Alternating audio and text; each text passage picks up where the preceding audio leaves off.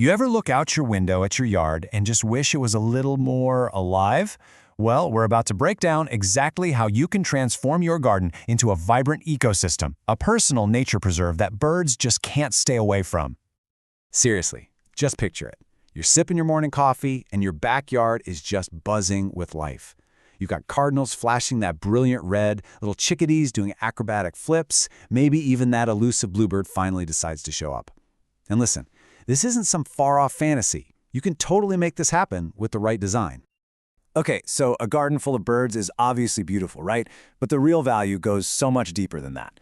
Let's dig into why birds are basically the essential, unpaid workforce your garden has been waiting for. And it's a great question to ask. I mean, beyond the pretty songs and the flashes of color, what are these little creatures actually doing for the health of your corner of the world? Think of them as this incredible multi-talented crew. They're your pest control, snapping up insects that would otherwise be chewing on your plants.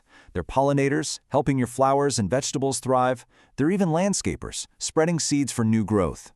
And this isn't just a nice idea. The Cornell Lab of Ornithology confirms it. Birds are absolutely essential for a balanced ecosystem. So the takeaway is simple.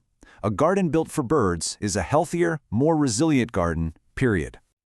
All right, so how do we get this amazing workforce to show up for their shift? Well, like most of us, they're motivated by food. But here's the thing, it's all about providing the right kind of food. And that brings us to a really core idea: bird feeders versus native plants. Now look, feeders are good. They're a nice little supplement. But native plants, they're the whole foundation. Think of it like this. Native plants and your local birds grew up together. They co-evolved. These plants offer the perfect menu of berries, seeds, and, this is so crucial, the exact insects that birds need. A feeder is kind of like a snack bar. A native garden is a 5-star all-you-can-eat restaurant. So, what should you plant? Here are some absolute all-stars.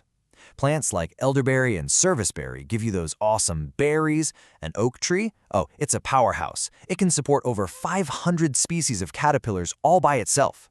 And flowers like sunflowers, black-eyed Susans, and purple coneflowers, they're a seed feast waiting to happen. And the best part?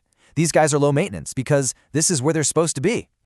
This right here is such an important mental shift. You have to resist that urge to tidy up everything in the fall. Leaving the seed heads on your coneflowers and other plants creates a natural standing bird feeder that'll last right through the coldest months. And you have to remember, insects are a critical food source, especially for baby birds who absolutely need that protein. So yeah, embracing a little messiness is one of the single best things you can do.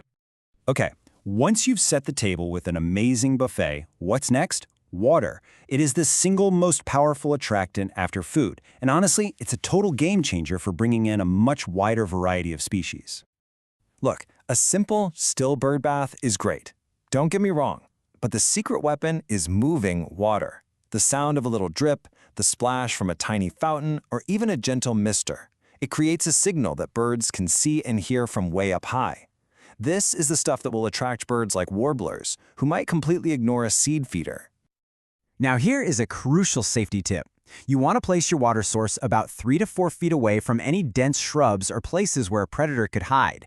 This gives the birds a clear line of sight and a quick escape route, making them feel safe enough to come down for a drink and a splash. Okay, so you've got the food, you've got the water, you've attracted them. But how do you convince them to stay, to build a nest and raise a family? Well, you have to provide shelter, a safe place to call home. The key concept to understand here is layered landscaping. I want you to start thinking of your garden in vertical layers. See, birds don't just fly over an empty lawn. They travel along these natural corridors of cover, these bird highways, moving from a tall tree down to a shrub and then to the ground. When you create these layers, you're building the exact kind of safe, functional habitat they're looking for.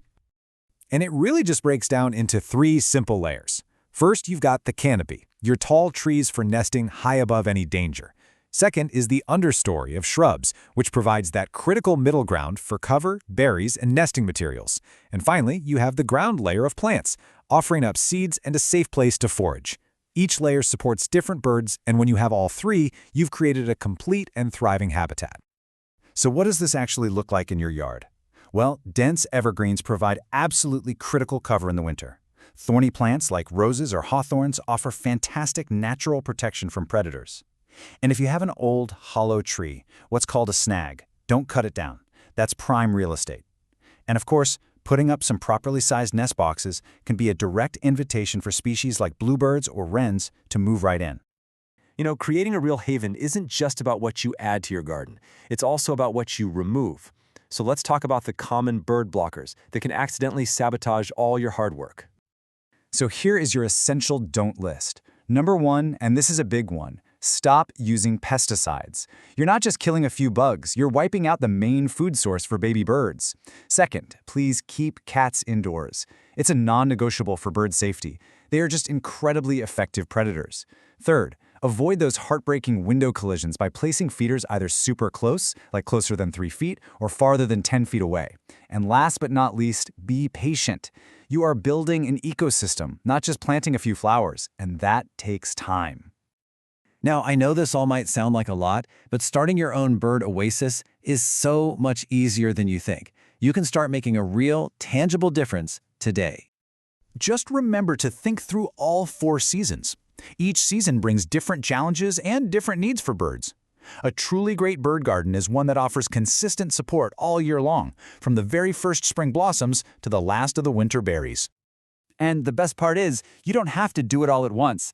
If you feel overwhelmed, just start with these 3 simple steps. 1. Plant 1 new native species. 2.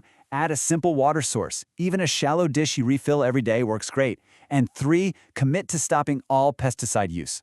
That's it. You do those 3 things, and you are officially on your way to creating a bird haven. By taking these small, simple steps, you're not just creating a garden. You're actually restoring a small piece of a much larger ecosystem. You are bringing life and sound and balance back to your own backyard. So, the only question left is, what will your garden become?